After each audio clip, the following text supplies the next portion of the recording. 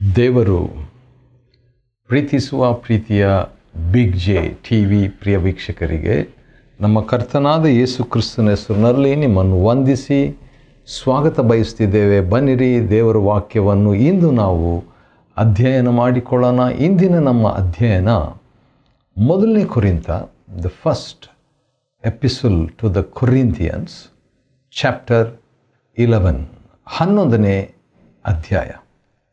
ಮೊದಲನೇ ಕೊರಿಂಥ 11ನೇ ಅಧ್ಯಾಯದಲ್ಲಿ ನಾವು ಏನು ನೋಡ್ತಿದ್ದೀವಿ ಅಂದರೆ ಭಾಳ ದೊಡ್ಡ ಒಂದು ರಹಸ್ಯ. ಅದೇನಂತ ಹೇಳಿದ್ರೆ 14 secrets of judgement free life, ಅಥವಾ 14 secrets of no judgment life. ಒಂದು ನ್ಯಾಯ ತೀರ್ಪು ಅಂತ ಹೇಳ್ಬಿಟ್ಟು ಒಂದು ಇದೆ. ಆ ನ್ಯಾಯ ತೀರ್ಪು ಯಾರಿಗೂ ತಪ್ಪಿಸ್ಕೊಳ್ಳಿಕ್ಕಾಗಲ್ಲ. ಯಾವ ರೀತಿಯಾಗಿ ನಾವು ದಿನಪತ್ರಿಕೆಗಳಲ್ಲಿ ಓದ್ತಿರ್ತೀವಿ, ಯಾವಾಗೋ ಯಾರೋ ಏನೋ ಹೇಳಿದರು ಅಥವಾ ಮಾಡಿದರು, ಅದನ್ನು ಈಗ ತಂದುಕೊಂಡು ಅದನ್ನು ತರಾಟೆಗೆ ಅಥವಾ ನ್ಯಾಯಕ್ಕೆ ಅಥವಾ ಶಿಕ್ಷೆಗೆ ಅಥವಾ ಅವಮಾನಕ್ಕೆ ಅಥವಾ ದಂಡನೆಗೆ ಅಥವಾ ಹಾನಿಗೆ ಅಥವಾ ಮಾನನಷ್ಟಕ್ಕೆ ಆ ರೀತಿಯಾಗಿ ನಡೆಯುವಂಥದ್ದನ್ನು ದಿನಪತ್ರಿಕೆಯಲ್ಲಿ ನೋಡ್ತಾ ಇದ್ದೇವೆ. ಮೀ ಟೂ ಎಂಬಂಥ ಒಂದು ಪಂಗಡದಿಂದ ಅಥವಾ ಒಂದು ಮಾಹಿತಿಯಿಂದ ಅಥವಾ ಒಂದು ಪ್ಲ್ಯಾಟ್ಫಾರ್ಮ್ನಿಂದ, ವೇದಿಕೆಯಿಂದ ಕೆಲವರು ಇಂತಿಂಥ ಘಟನೆ ಇಷ್ಟಿಷ್ಟು ವರ್ಷಗಳ ಹಿಂದೆ ಆಯಿತು ಎಂಬುದನ್ನು ಅವರು ಸ್ವತಂತ್ರವಾಗಿ ವ್ಯಕ್ತಪಡಿಸಿದ್ದಾರೆ. ಹಾಗಾದರೆ ನ್ಯಾಯ ತೀರ್ಪು ಅಂದರೆ ಭೂಮಿಯಲ್ಲಿ ಕೂಡ ಒಂದು ರೀತಿಯ ನ್ಯಾಯ ತೀರ್ಪು, ಯಾವಾಗೋ ಯಾರೋ ಏನೋ ತಿಳಿದೋ ತಿಳಿಯದೆಯೋ ಮಾಡಿದ್ದನ್ನು ಈಗ ಅವರು ಮಾಡಿದ್ದನ್ನು ಉಣ್ಣೋ ಮಾರಾಯ ಅಂತ ಹೇಳಿದ ಹಾಗೆ ಇಂದು ಅವರು ತುತ್ತಾಗಿ ಅಥವಾ ದಂಡನೆಗೆ ಒಳಪಟ್ಟಿದ್ದಾರೆ. ಅದರಲ್ಲಿ ಕೆಲವು ನಿಜ ಇರ್ತದೆ, ಕೆಲವು ನಿಜ ಇರೋದಿಲ್ಲ. ಹೌದು, ನಮ್ಮೆಲ್ಲರಿಗೆ ಅದರ ಬಗ್ಗೆ ಸ್ವಲ್ಪ ಮಟ್ಟಿಗೆ ಗೊತ್ತಿದೆ. ಅದನ್ನು ಯಾವುದನ್ನೇ ಕೂಡ ದುರುಪಯೋಗ ಮಾಡಿಕೊಳ್ಳಲಿಕ್ಕೆ ಸಾಧ್ಯ. ಆದರೆ ದೇವರಿಂದ ನಾವು ಕಣ್ಣು ತಪ್ಪಿಸ್ಕೊಂಡು ಹೋಗಲಿಕ್ಕೆ ಆಗಲ್ಲ. ದೇವರಿಂದ ನಾನು ಎಸ್ಕೇಪ್ ಆಗಲಿಕ್ಕೆ ಆಗಲ್ಲ, ತಪ್ಪಿಸ್ಕೊಳ್ಳಿಕ್ಕೆ ಸಾಧ್ಯನೇ ಇಲ್ಲ. ಯಾರೂ ಕೂಡ ದೇವರ ದೃಷ್ಟಿಯಿಂದ, ದೇವರ ಶಕ್ತಿಯಿಂದ, ದೇವರ ನ್ಯಾಯ ತೀರ್ಪಿನಿಂದ, ದೇವರ ಒಂದು ಸ್ಕ್ಯಾನಿಂಗ್ ಮೆಷಿನ್ನಿಂದ ನಾವು ತಪ್ಪಿಸ್ಕೊಳ್ಳಿಕ್ಕೆ ಆಗಲ್ಲ. ಹಾಗಿರುವಾಗ ನಾವು ತೀರ್ಪಿಗೆ ಗುರಿ ಆಗಬಾರ್ದು, ದೇವರ ನ್ಯಾಯ ತೀರ್ಪಿಗೆ ಒಳಗಾಗಬಾರ್ದು. ಅಂದರೆ ಏನು ಮಾಡಬೇಕು? 14 ರಹಸ್ಯಗಳು,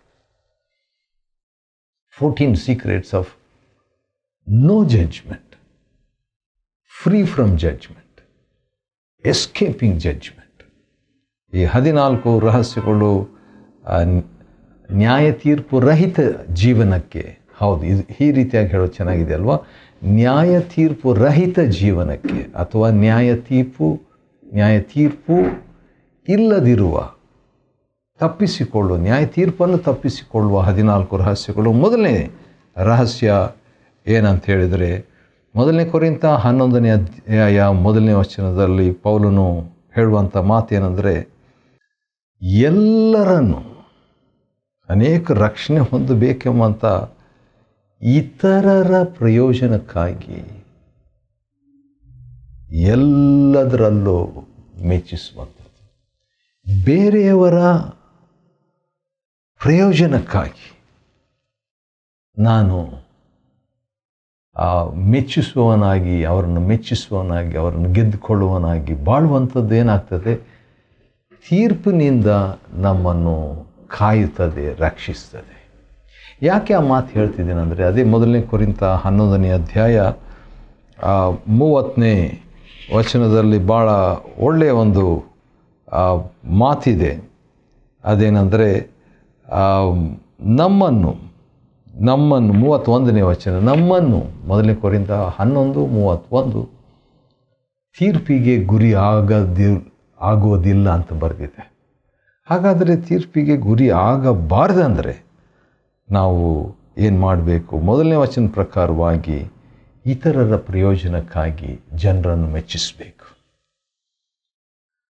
2ನೇದಾಗಿ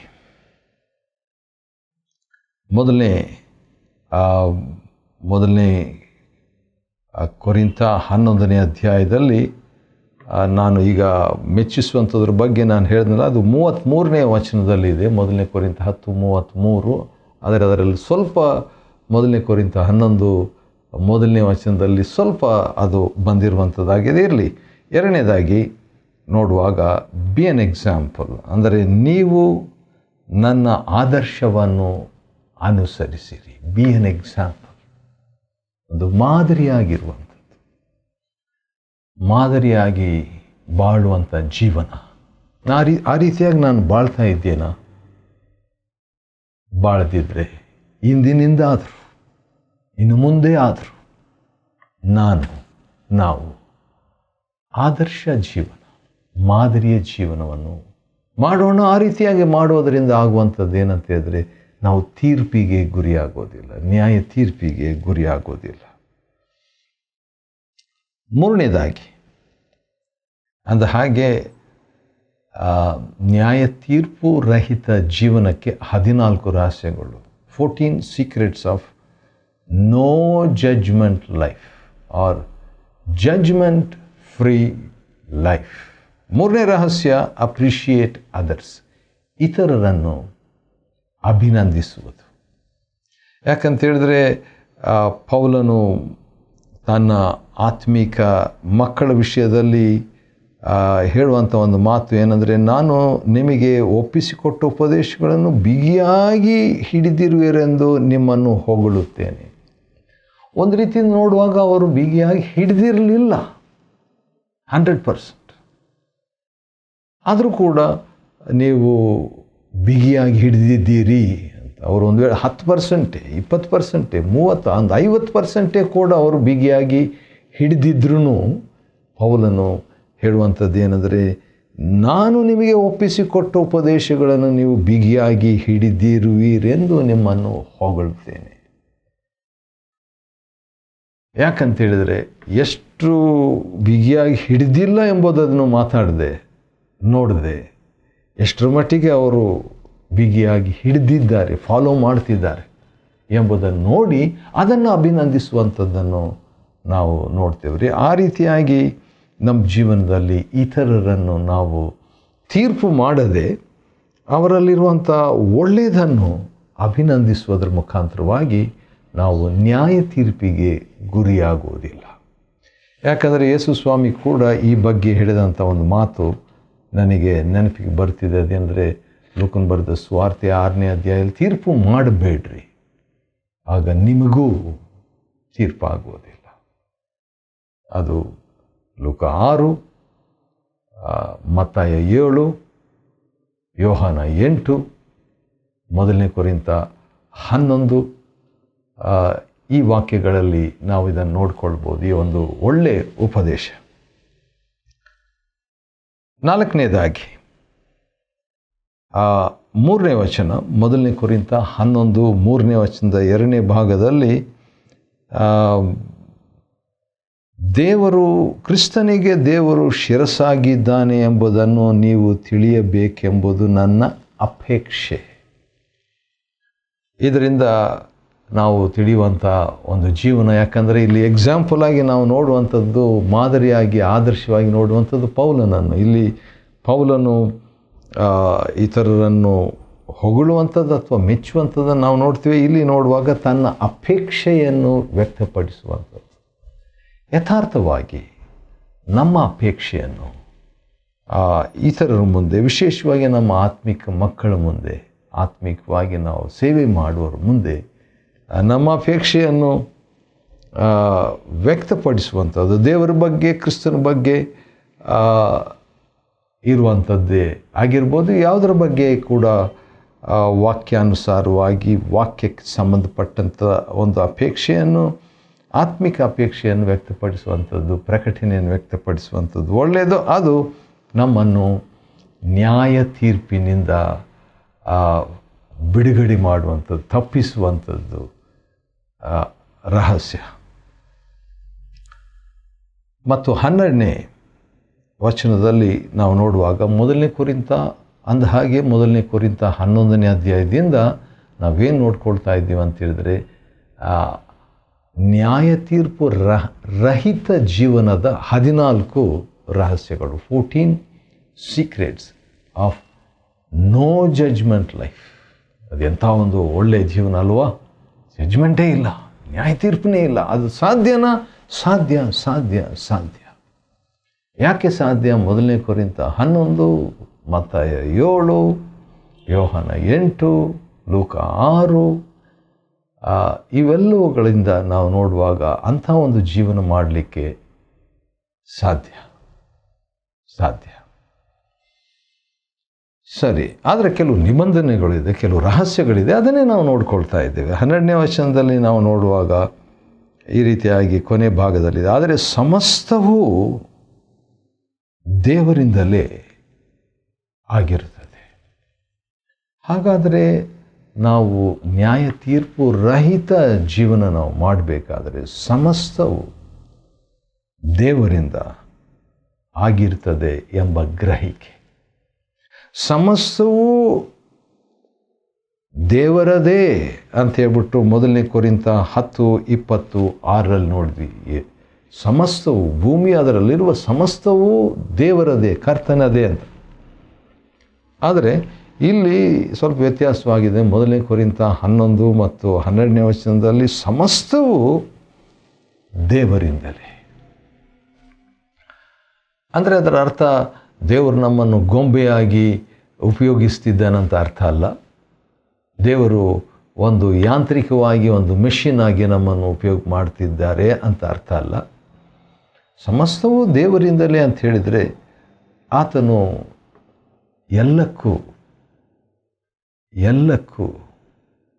ಮೂಲ ಕಾರಣನು.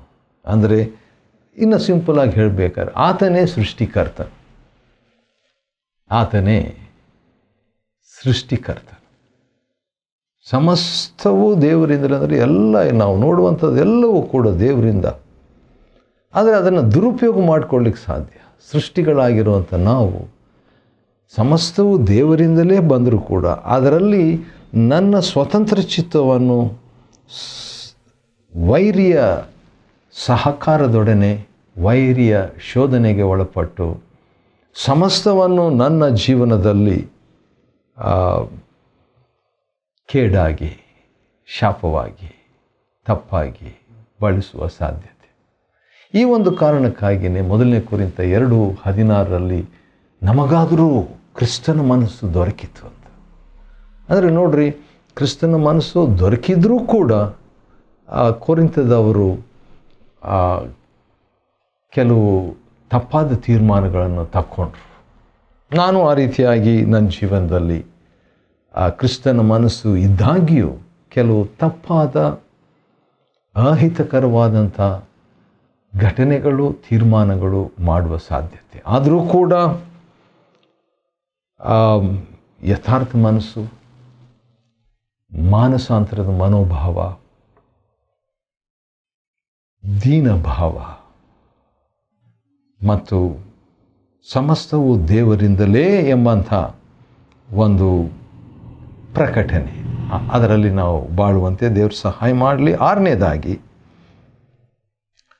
1ನೇ ಕೊರಿಂಥ 11 ಮತ್ತು 13ನೇ ವಚನದಲ್ಲಿ ನಿಮ್ಮೊಳಗೆ ನೀವೇ ತೀರ್ಪು ಮಾಡಿಕೊಳ್ಳಿರಿ. Judge among your selves.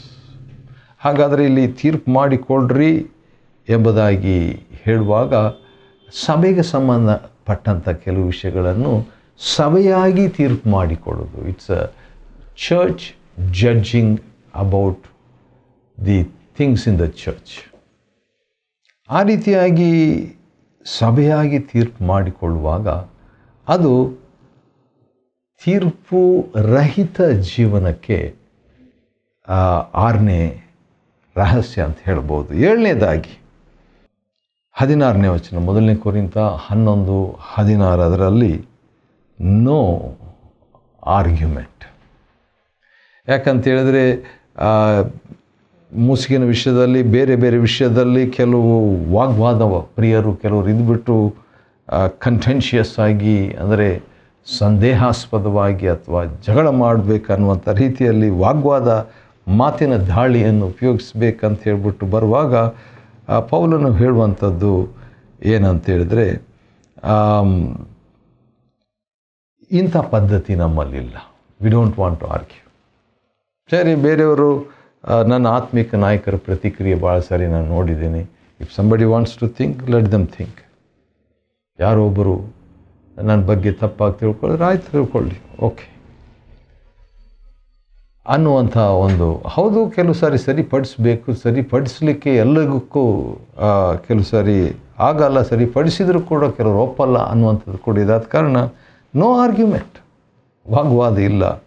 ಆ ರೀತಿಯಾಗಿ ಜೀವಿಸುವಾಗ ಏನಾಗ್ತದೆ, ನಾವು ಜಡ್ಜ್ಮೆಂಟ್ ಫ್ರೀ ಲೈಫ್ ಮಾಡಲಿಕ್ಕೆ, ನ್ಯಾಯ ತೀರ್ಪು ರಹಿತ ಜೀವನ ಮಾಡಲಿಕ್ಕೆ ಸಹಾಯ.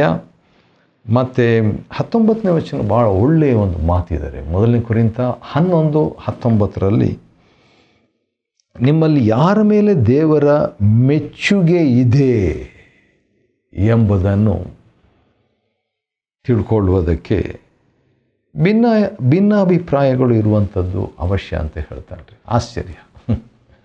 ಆದರೂ ಕೂಡ ನನಗೆ ಈ ಒಂದು ವಾಕ್ಯದ ಬಗ್ಗೆ ಒಂದು ಮಾತು ಹೇಳಬೇಕಾದೇನೆಂದರೆ, ದೇವರ ಮೆಚ್ಚುಗೆ ಯಾರ ಮೇಲೆ ಇದೆ ಅಂತ ಹೇಳ್ಬಿಟ್ಟು ನೋಡುವಾಗ, ದೇವರ ಮೆಚ್ಚುಗೆ ನಾವು ಹೊಂದುವುದಾದರೆ ನ್ಯಾಯ ತೀರ್ಪು ನಮಗಿರೋದಿಲ್ಲ. when we get the approval of God, we will not be judged. 1ನೇ ವಚನದಲ್ಲಿ ಅಥವಾ 1 ಕೊರಿಂಥ 10:33 ನಾನು ಎಲ್ಲರನ್ನೂ ಮೆಚ್ಚುವವನಾಗಿದ್ದೇನೆ ಅಂತ ಹೇಳ್ಬಿಟ್ಟು, ಆದರೆ ಇಲ್ಲಿ 19ನೇ ವಚನದಲ್ಲಿ ನೋಡುವಾಗ ದೇವರನ್ನು ಮೆಚ್ಚಿಸುವುದರ ಬಗ್ಗೆ ಅಥವಾ ದೇವರ ಮೆಚ್ಚುಗೆ ಬಗ್ಗೆ ಮಾತನಾಡ್ತಾನೆ. ಅದು 8ನೇ ಒಂದು ರಹಸ್ಯ. 9ನೇ ರಹಸ್ಯ ಏನಂತ ಹೇಳಿದರೆ,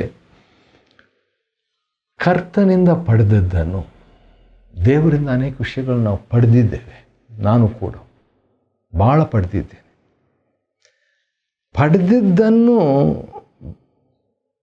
ಆತ್ಮಿಕ ಮಕ್ಕಳಿಗೆ ಒಪ್ಪಿಸಿಕೊಡೋದು, ಅಂಥವರು ನ್ಯಾಯ ತೀರ್ಪಿಗೆ ಒಳಗಾಗೋದಿಲ್ಲ. When we entrust something God has given, we will not be judged. 10ನೇದಾಗಿ ಕರ್ತನ ಮರಣವನ್ನು ಪ್ರಸಿದ್ಧಿಪಡಿಸುವುದು, proclaiming the death of Christ and the blood of Christ. 26ನೇ ವಚನ 11:26. ಮತ್ತು ಅದೇ ಸಂದರ್ಭದಲ್ಲಿ 11ನೇದು ಯೋಗ್ಯವಾಗಿ ಭಾಗವಹಿಸುವಂಥದ್ದು. 1 ಕೊರಿಂಥ 11:27 ಅದು ರೊಟ್ಟಿ ಮುರಿಯೋ ವಿಷಯದಲ್ಲಿ ಇದೆ, ಆದರೂ ಕೂಡ ಯೋಗ್ಯವಾಗಿ ಭಾಗವಹಿಸುವಂಥದ್ದು ಅಂತ ಹೇಳ್ಬಿಟ್ಟು, ಯೋಗ್ಯವಾಗಿ ಭಾಗವಹಿಸುವಂಥದ್ದು ಅಂತ ಹೇಳಿದ್ರೆ ಆತನನ್ನೇ ನಾನು ಯೋಚಿಸುವಂಥವನಾಗಿ, ದೃಷ್ಟಿಸುವಂಥವನಾಗಿ. 12ನೇದು ಏನಂತ ಹೇಳಿದ್ರೆ 28ನೇ ವಚನ, ತನ್ನನ್ನೇ ಪರೀಕ್ಷಿಸಿಕೊಳ್ಳುವುದು, judging or examining our selves. 13ನೇದು ಕರ್ತನ ದೇಹವೆಂದು ವಿವೇಚಿಸಿಕೊಳ್ಳುವುದು, 29ನೇ ವಚನ, ಡಿಸರ್ನಿಂಗ್ ದ ಲಾರ್ಡ್ಸ್ ಬಾಡಿ. ಕೊನೆಯದಾಗಿ ನೋಡುವಾಗ ನಮ್ಮನ್ನು ನಾವೇ ತೀರ್ಪು ಮಾಡಿಕೊಳ್ಳುವಂಥದ್ದು. 1 ಕೊರಿಂಥ 11:31 ನಮ್ಮನ್ನು ನಾವು ತೀರ್ಪು ಮಾಡಿಕೊಂಡ್ರೆ ನಾವು ನ್ಯಾಯ ವಿಚಾರಣೆಗೆ ಒಳಗಾಗುವುದಿಲ್ಲ. 1 ಕೊರಿಂಥ 11ನೇ ಅಧ್ಯಾಯದಿಂದ ನ್ಯಾಯ ತೀರ್ಪು ರಹಿತ ಜೀವನದ 14 ರಹಸ್ಯಗಳನ್ನು ಅಧ್ಯಯನ ಮಾಡಿಕೊಳ್ಳುವಂತೆ ದೇವರು ಕೊಟ್ಟ ಕೃಪೆಗಾಗಿ ಆತನಿಗೆ ಸ್ತೋತ್ರವಾಗಲಿ. ದೇವರು ನಿಮ್ಮನ್ನು ಆಶೀರ್ವದಿಸಲಿ.